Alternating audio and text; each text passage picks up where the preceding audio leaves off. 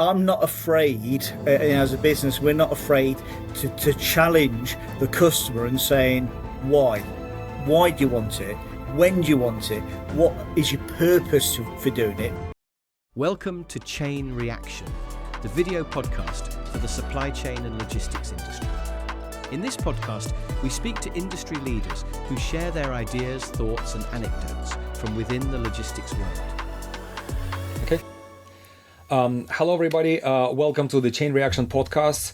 Now, I would like to welcome our guest, Neil Powell, today. He is a founder and a managing director of the NX Group. Is a logistics 3PL company in the UK. So, Neil, could you please tell us a little bit more about the business, so it will set the scene for our conversation? Yeah, absolutely. Firstly, nice to meet you and to the listeners. The business is based down in Daventry in Northamptonshire. It is a 3PL business. We are a niche expert with killer service is probably our best strapline. We run a fleet of vehicles, all hard-sided, who are delivering to approximately 90% of the UK next day, and service is absolutely key to ourselves. And for that reason, all the employment is of NX, NX drivers, NX customer service, NX warehouse. They are the people that we entrust to run the business on a daily basis and to service our customers who are also UK based and are European as well. So it's very exciting times in the NX Group at the moment. Oh no, perfect. I think it's a good way for me then to kind of get into the specifics of the business and the specifics of your service offering, because when you look at the websites of 3PLs, they tend to be kind of saying the same thing very often. So how would a buyer would differentiate or would see the NX Group stand out? What makes you, because you mentioned the word niche, which is quite interesting. So could you elaborate on that? What makes you unique? What makes you very specific? What makes you highly value adding to your clients? Why do clients love you? Yeah, it's a good question. The website is very much a platform, a shop window to show or give examples of what the business is capable of. So I think that's it's a real key selling attribute of the business, and we try to make it stand out as best as possible. We add our USPs, which I will allude to in a moment on there, and that then we hope allows the customer to think, yeah, NX Group could be the right partner. And I emphasize the word partner because we're not just selling a service. We complement and improve our customers' own businesses. And that's the way that we value our own proposition and our customers. So just touching on the USPs, we are very much service-led. We are very much people-led. I personally, as a leader of the business, I am here every day. I get out of bed and I get excited about servicing our existing customers and our new customers. And that passion and drive, I try my hardest to spread throughout the business. And, we have some great individuals, we have some great team players, but actually those people do make a difference to the experience that our customers have working alongside and with the NX Group. I understand. No, thank you for bringing that up, because the personal involvement actually of a senior leadership is very often what also differentiates the businesses in that kind of a service sector. So I had clients that talk about some of the kind of impersonal approach or relationship, even to the very smaller businesses that they suffer from. And then when they see, well, somebody at the warehouse is short staffed, and then the AMD can actually walk in and help out, that actually makes a big difference. But speaking of the website, I've seen the word secure network has been featured prominently. So can you mention, what do you put behind the word secure network Yeah, or secure logistics? Yeah, secure logistics is you really putting yourself out there to be shot at, I guess, because our customers trust us. They want us to be successful, but ultimately they want a very simple process of their own goods to be stored in an NX warehouse, and their goods that their end user is being delivered to. So, if they're ordering 10 of a said item, they want to ensure that 10 items are delivered. Now, the secure aspect is I say, there to be shot at, because unfortunately there's some unscrupulous people out there who, what do they do, a little bit too much inquisitive. But to the customers that we offer these secure services to, they are safe in the knowledge, and it's branded on all our vehicles, that you give your goods to us, they are safe in our hands. So we make sure they are safe, secured, they are looked after, they are not damaged, they are counted correctly, they are wrapped correctly. There is no more touch points in the distribution channels other than coming directly from our warehouse to your end sold to the distribution point. And I think all those points add up to NX being the preferred logistics expert for a lot of well-known brands. Right. So yeah. Okay.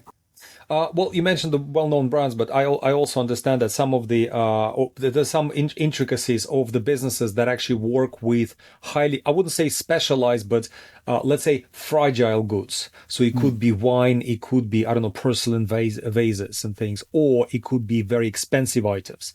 So, for example, we have a client that actually works with sort of semi-industrial lithium batteries that are very expensive. Or it could be a B2C lithium batteries, but it's not the phone size of things. It's like quite a sort of powerful ones, and they're very expensive. It could be one piece, could be 1,800 pounds. So care and security and safety and ability to do precisely, as in deliver to the right postcode in the right place with the right time, make sure that nothing gets lost, is actually becoming critical. And I appreciated the word security. What thought and how much effort you put into enabling this. But that also gives me a very interesting kind of a point, and we talked about that slightly earlier. We are currently in a fairly challenging, maybe very challenging market conditions. We have come from the kind of the years of COVIDs and lockdowns, and then Brexit, that obviously had like a massive yo-yo effect on people's inventory levels, demand for warehousing, demand for logistics. So now we are probably, at least from what I'm seeing, in a sort of a trough zone of where the demands are slightly suppressed. We have these tariffs conversations are coming in that unfortunately kind of yanking and a stop-start on the demand side of things. So that obviously also depresses the margin, or at least puts extra pressure on revenues and margins. So how would you describe kind of the current market conditions, and what does it mean to you, and what is the kind of the outlook that you see from where you're at? Yeah, really good question. I mean, if probably start really at the end of the of my answer.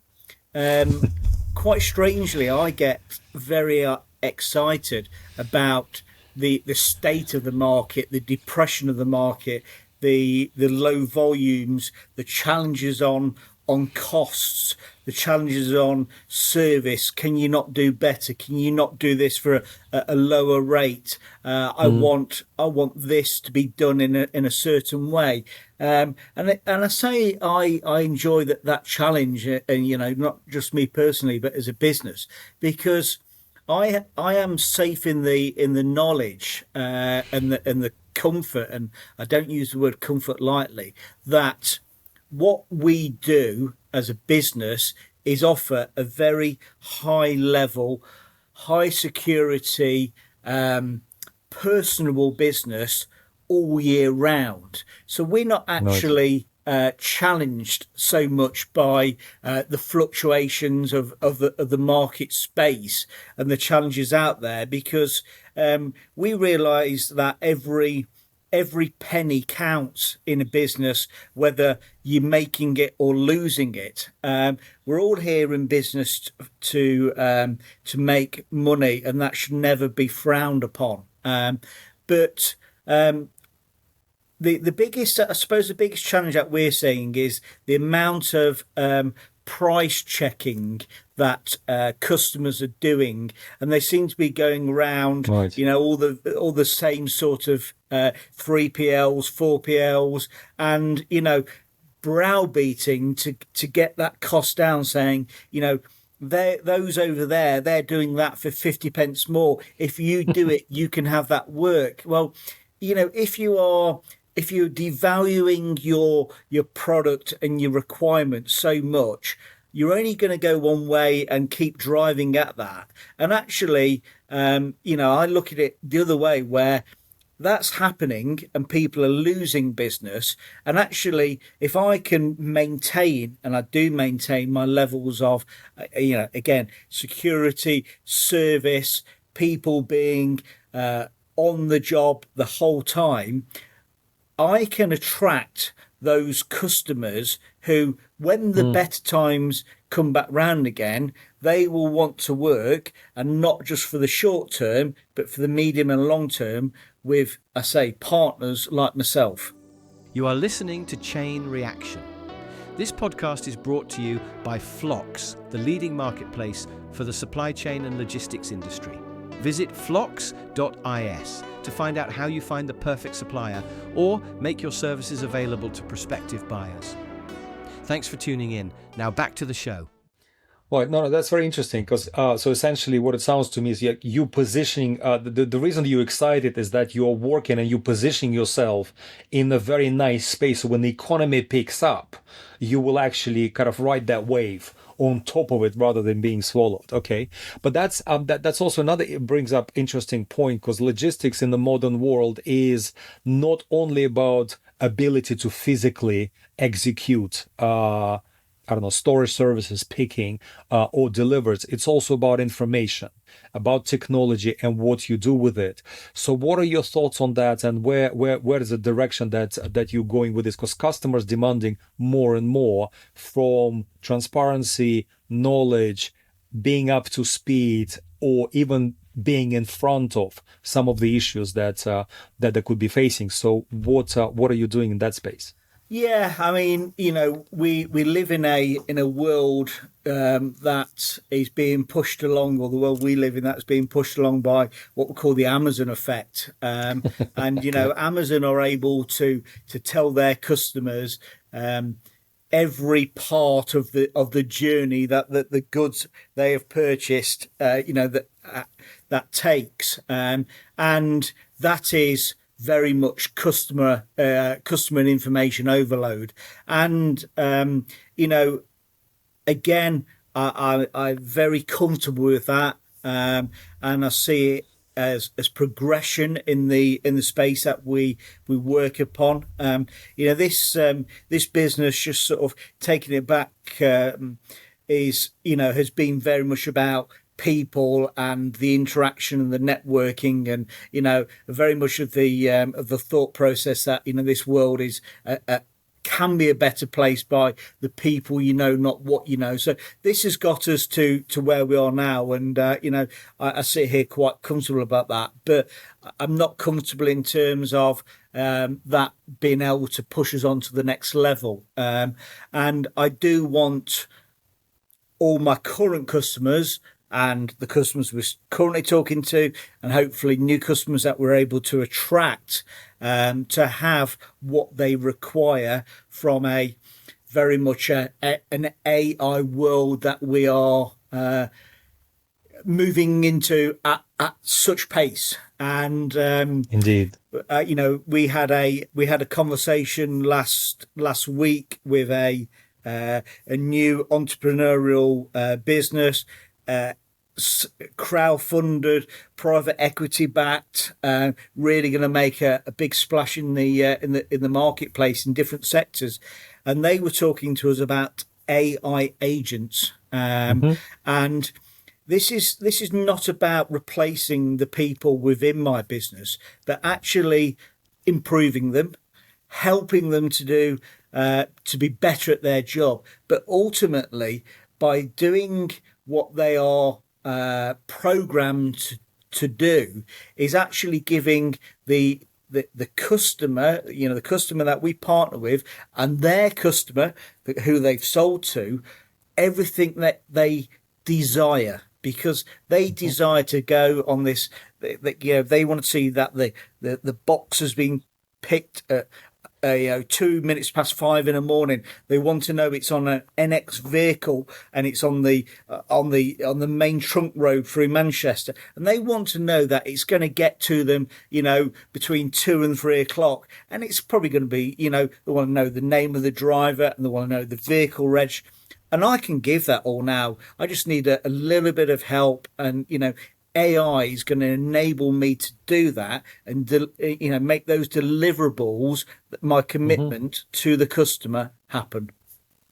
No, it's very interesting. I mean, I see many businesses that talk about AI. It's more like a hype. So they want to talk about it. They want to say that we are using it. And I think I said the other day to colleagues is, if you use ChatGPT for your emails, that's not embracing AI. That's not it. You actually, so, and then, and the supply chain, I haven't seen yet a kind of a killer application. So a very, very strong use case. So everybody's sort of trying out. It's like, it's a feeling out what can work, how it can work, how that clicks with potential customers and with current customers. Like, sure, what do they want? So, so transparency, visibility, the ability to react or anticipate issues, is that the feedback that you constantly see from your clients? But how do you know, or do you know how they're going to use this information? Because sometimes people want to have information for the sake of information, but they just don't do anything with it. No, entirely. That was going to be my response. I'm not afraid. As a business, we're not afraid to challenge the customer and saying, why do you want it? When do you want it? What is your purpose for doing it? Because there's a cost element attached to it. There's a time element. There's a deliverable on the project. And I don't say we're not, and we shouldn't be afraid to actually to challenge the why and the where and then that. To me, that shows the customer that you're not just a robot. You're not just following their instructions. Actually, you're more concerned about, just not just your own business, but you have a real natural interest in what they are requesting of you. Right. And then it's a case of working together to actually to define what the end requirements look like, because it's not just about delivering information in terms of digits and data.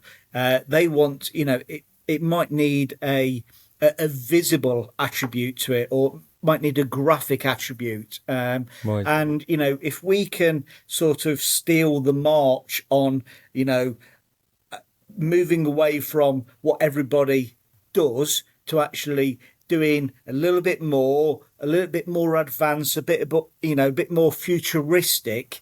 We're getting ahead of the game, and more importantly, get ahead of our competition. And then all those elements then filter through onto the website. People talk. Have you seen what NX are doing? They're making a real splash in the market. Maybe you ought to talk to them. And that web of conversations and data transfer is helping us all. Okay, no, it's very interesting, and I think I think what you were saying is actually quite a good lead to the question that I typically ask at the end of every such podcast is. Their industry challenge in many cases is lack of trust. I think many people quite openly acknowledge there's a lack of trust between parties involved, either between the buyers and the sellers of the business, or across the kind of competitive landscape. What do you think that is, and what do you think will help overcoming that that challenge? Yeah, trust is a big word. It's a challenged word. It's a word which I think is thrown about with too much or not enough credibility at times. I think alongside that word of trust is dependable, contactable. So if some things do go wrong, if things go wrong in business, go wrong in life and everything else, and it's very much about how you recover the situation or how you converse the situation. And we were talking earlier about our sort of driver situation, and when they are delivering to a customer, that customer has to entrust that that NX driver shares and shows the value, the value of the business, which is really the blood that runs through the veins of the business. That they are very well turned out. They are in a customer uniform. That they are very polite, they're using their manners, they are respectful. And that's then, the word I was looking for as well. Yeah, respect. Yes. Yeah, no, absolutely. And as a nation, a country around the world, we're very, very quick to jump on people's failings. But I actually try to encourage people to compliment. Whether it be a delivery or the business, everything else. So I think trust is a very singular word which encompasses, a great deal more about what NX stands for. And if given the opportunity by potential customers, potential partners, we are able to demonstrate it in abundance. Okay. No, it's a very good, I appreciate it's a very good balancing act, because you talked about earlier, so some people are compete on price basically. And when that situation kind of escalates, it becomes a race to the bottom. And then people getting squeezed on margin too much, they start cutting corners. And when they start cutting corners, the service levels that start falling apart. Sure. That's where, and it's a very easy to lose trust and very hard to gain and build it. So it's very much, very, very, very interesting. And I'm very much thankful for you coming onto podcast. Thanks a lot. I think you brought definitely a very interesting perspective from where you're coming from, and certainly a very strong case for the NX Group on how you work. And thanks very much for joining us today. Thank you for giving me the opportunity, Michael. Very much enjoyed it. Thank you, Neil. Thanks for tuning in to Chain Reaction. We hope you enjoyed the show. Please don't forget to subscribe. If you have a story or opinions to share from your sector, we'd love to hear from you. Simply reach out to Chain Reaction or visit flox.is for more information. See you next time.